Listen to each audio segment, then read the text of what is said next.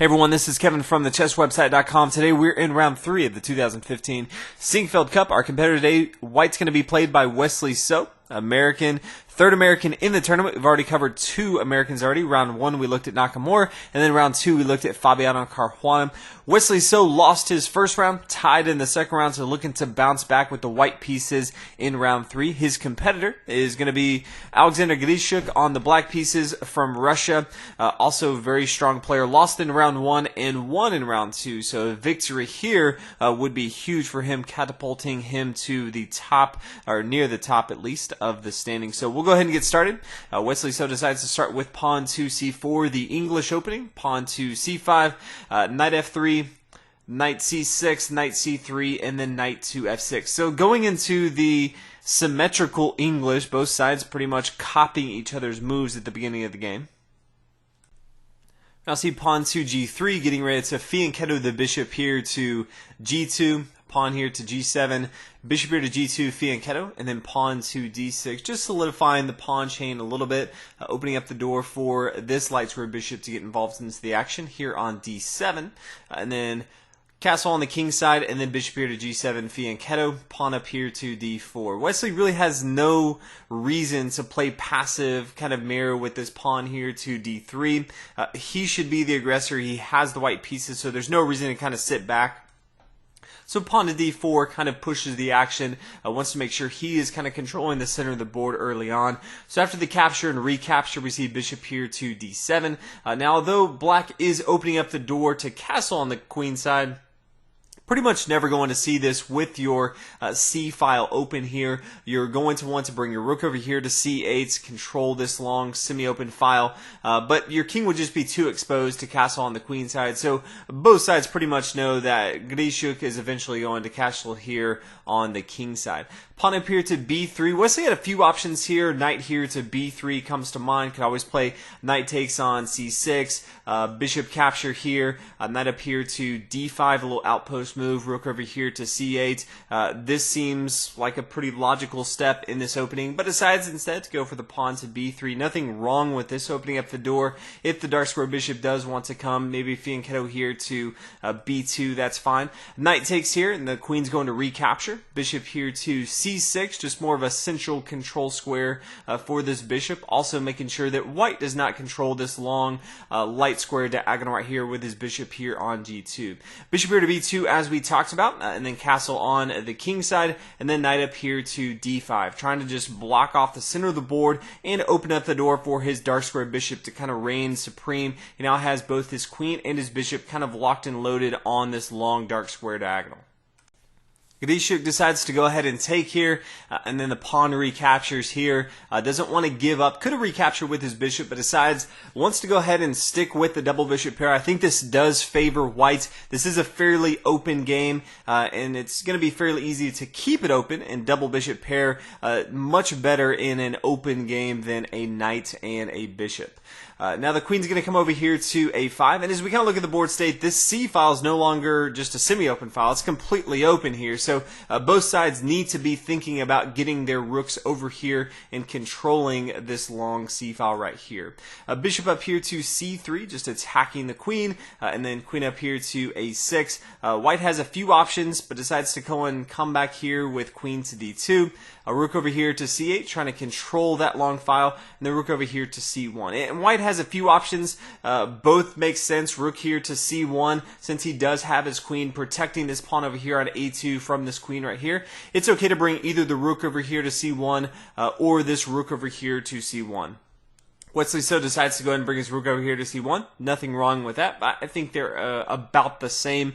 Can play a little bit different, but for the most part, they're going to be doing the same thing. Queen here to b5, rook over here to b1, pawn over here to a5, and then pawn up here to e4. So white's really trying to control these light squares in the center of the board. Now, Grischuk has a few options. He could keep this knight here and continue to put pressure on this pawn. I think that's not a bad idea at all. Or he has the other option, which he chose to do, and that's bring his knight up here to d7. He has a few outposts. He can come to c5. He can come to e5, try to control the center of the board like that. But then, all of a sudden, this bishop right here on g2 no longer has to worry about protecting this pawn.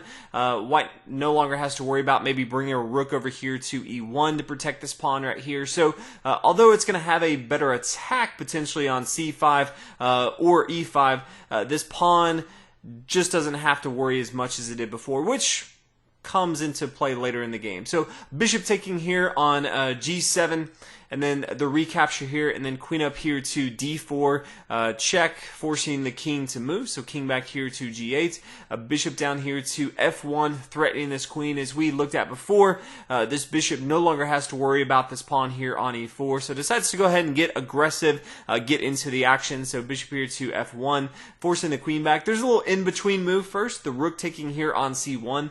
Bishop cannot take first here on b5 just because his king would fall, and you can't do that. It's a legal move. So after rook takes here on c1, now the queen's going to come down here to b4. Wesley now plays rook here to c4, and he recognizes that he could just take here on b4 with his queen, exchange off material. More than likely it's going to be a draw, but he's kind of looking around the room and says, I got the best players in the world. I haven't won a game yet. I lost and I tied. Another tie, I'm going to have 1 point after 3 rounds. That's not good enough. So he recognizes if he wants to make anything happen, he needs to play a little bit more aggressive. So that's exactly what he does, and I agree with it. He plays rook up here to c4.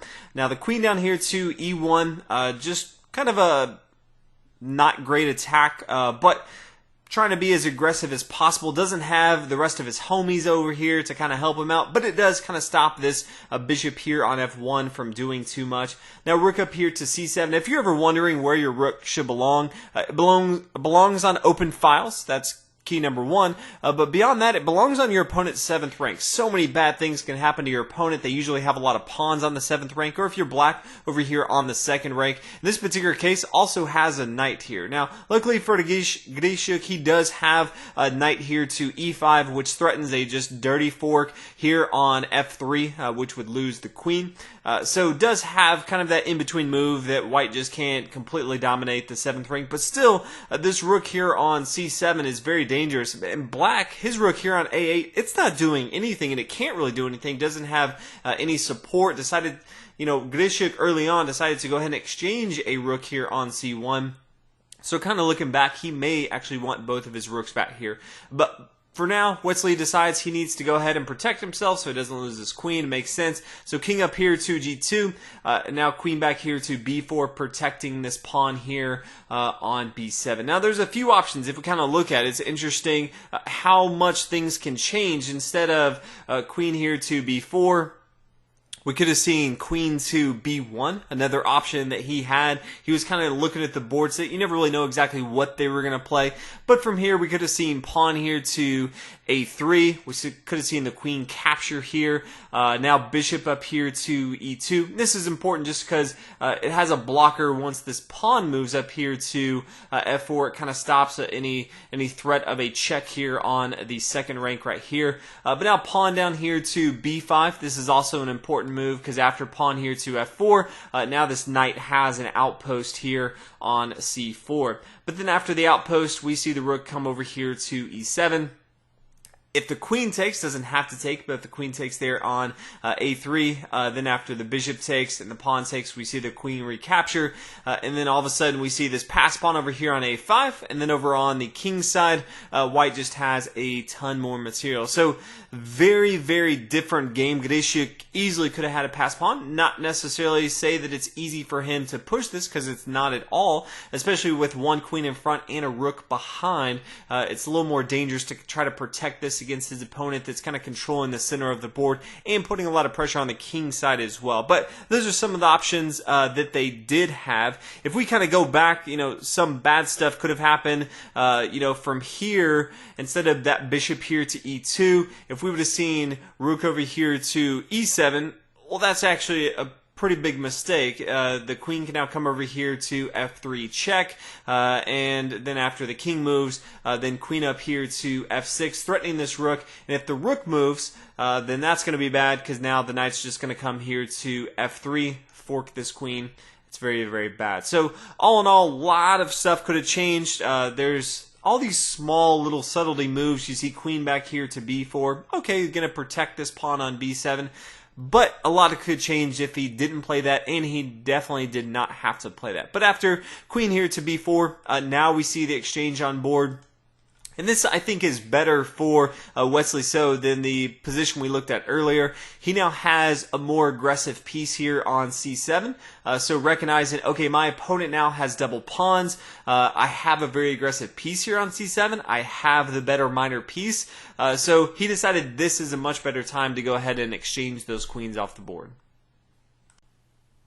White now played a rook here to c2. He had the option of playing rook taking here on e7, allowing his opponent to come down here to a2. He just didn't want to have to worry about his opponent actually having his own rook on his second rank, so decided to go and play a rook down here to c2, protecting this pawn, but still he has control of the c file, which is very, very important.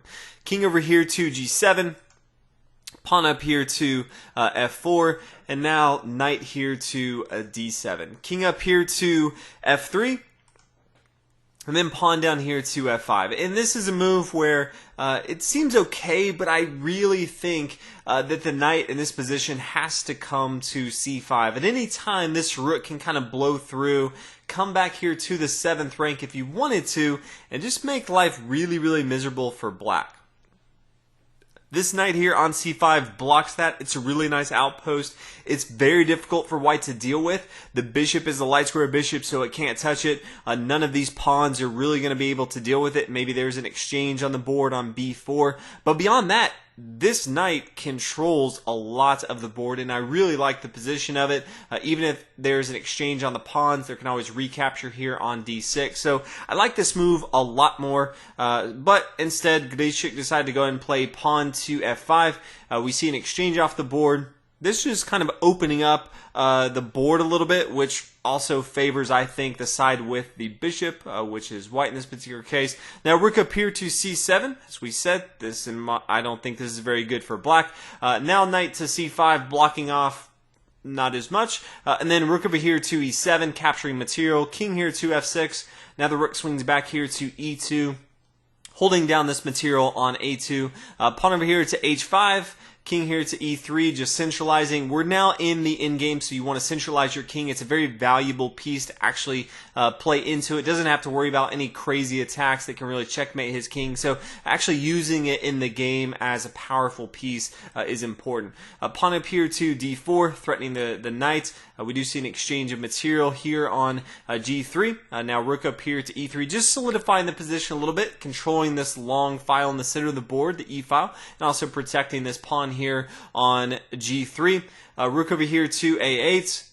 King here to c4. We do see an exchange here on a4 and b4, but white kind of has a plan. He's going to march up the board. He's going to take this pawn. He's then going to have a pass pawn. He's going to march his own pawn up, get a king, destroy his opponent. He's going to win the game. That's his plan right now. It's going to be very difficult for black to actually stop that plan. The rook's going to swing over here to f2. Bishop here to c4, just protecting both his pawns right now. There's not much that this knight can really do as far as attacking this king. All the light squares that he would actually go to are all kind of taken.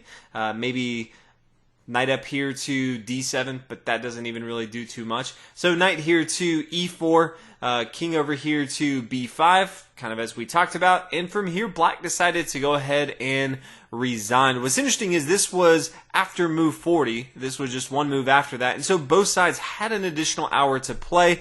While I do think white has a better endgame by far, it's very maybe minor if you kind of look at the board right now. I think white goes on to win this many times, maybe 95% of the time, but I still would have liked to see Alexander Grischuk actually try.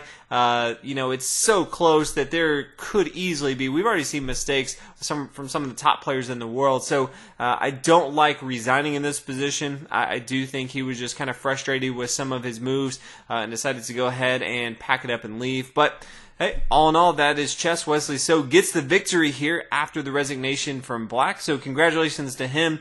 Always good to see. My opinion, Americans, especially in a tournament in St. Louis, Missouri, getting some wins, especially after Fabiano had such a hard time yesterday, starting out 0-2 in the tournament. So congratulations to Wesley. Hopefully you guys enjoyed. This tournament's pretty awesome so far. If you're not covering some of the other matches, make sure you're doing that. And I'll see you guys in the next video. Thanks for watching.